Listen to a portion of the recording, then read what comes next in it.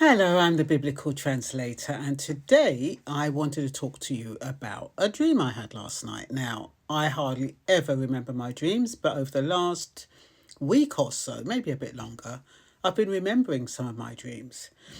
So, I'm not sharing them with you because I think they are prophetic or some mysterious message from the universe, but I do believe that our minds can put ordinary things together in a way that gives us something worth thinking about.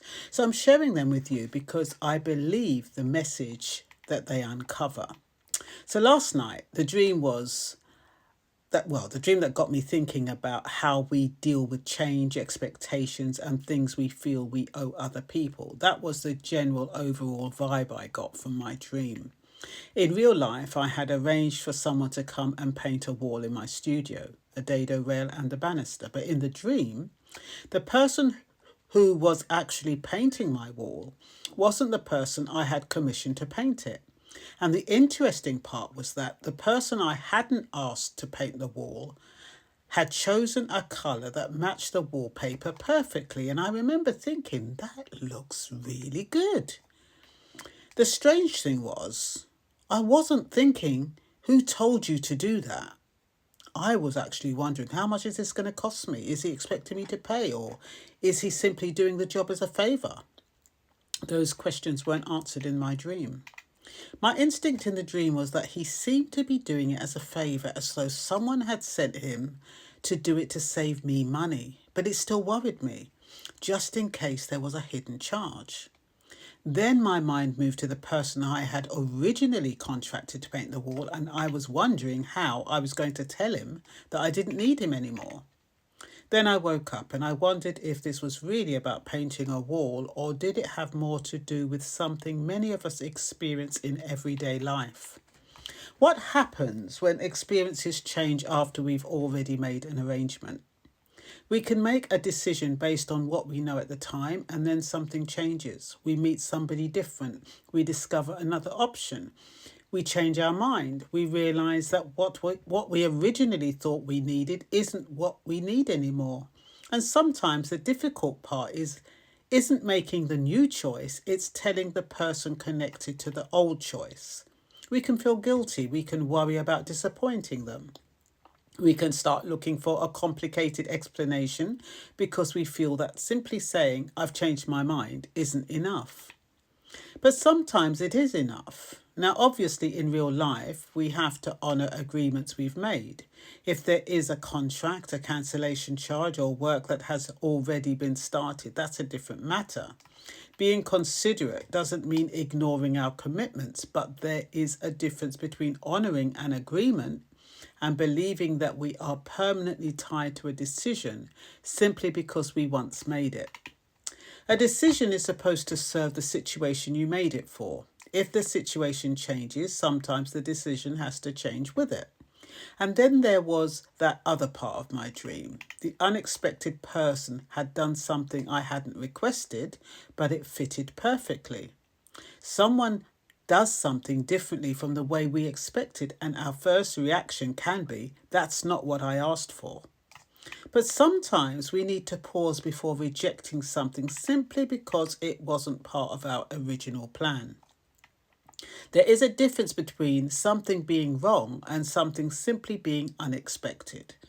We shouldn't accept poor work just because it's unexpected, of course, but if something genuinely works, perhaps we can allow ourselves to appreciate it.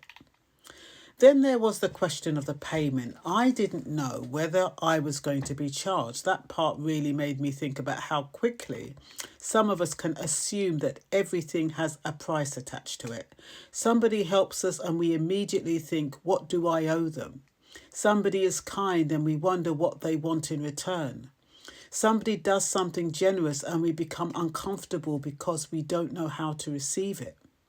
Now, I'm not suggesting that we should be naive. We should still have boundaries and common sense, but there is something quite freeing about recognizing that not every good thing comes with a hidden bill. Sometimes people genuinely want to help. Sometimes people take pride in doing a good job.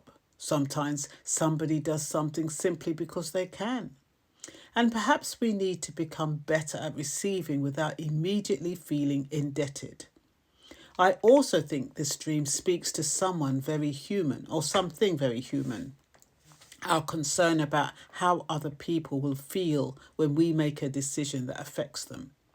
We can spend so much time trying to soften somebody else's disappointment that we forget to be honest with ourselves.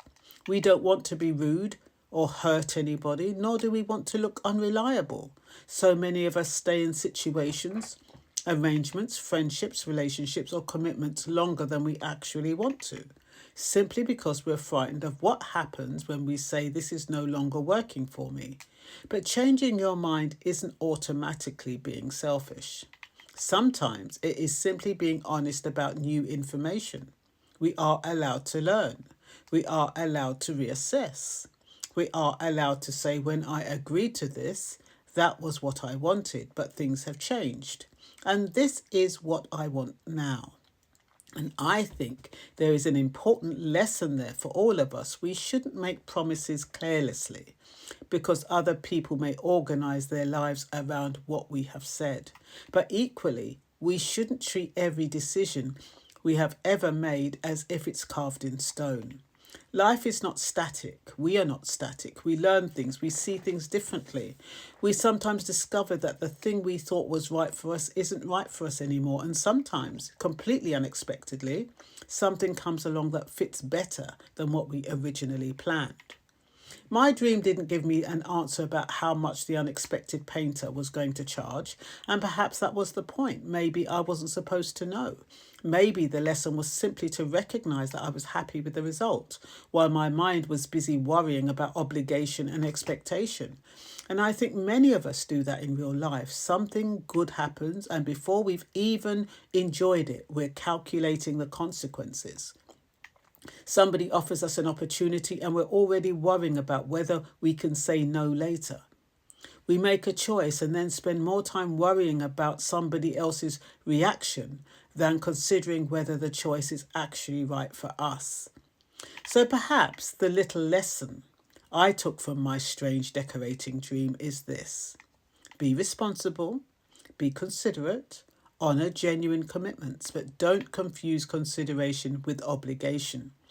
Don't be so frightened of changing your mind that you stay committed to something that no longer fits.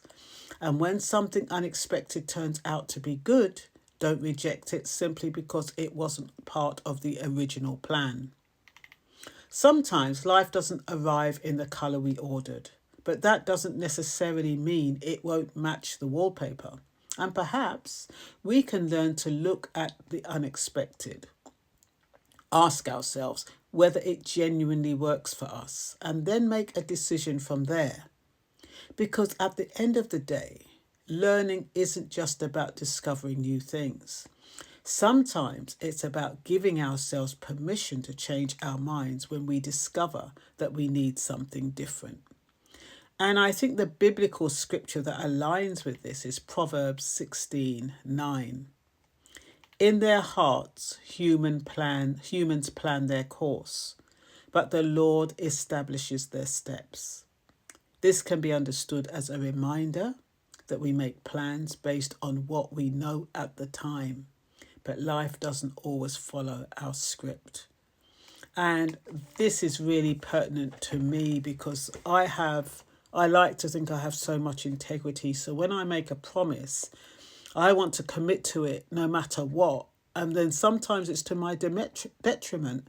Sometimes if I commit to a particular relationship because I thought it was right for me, and then I find that that person is taking advantage or doing whatever it is they're doing, and then I still feel committed to that promise I made at the beginning, which was based on that person's words and what I thought that person's character was. And I was in such a dilemma on how to get out of that relationship because I'd made a promise. So what this is saying to me, it's freeing me up. It's saying that things can change.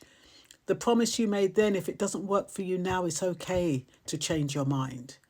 And so I'll leave you with those few words. And in the meantime, take care of yourself, take care of each other.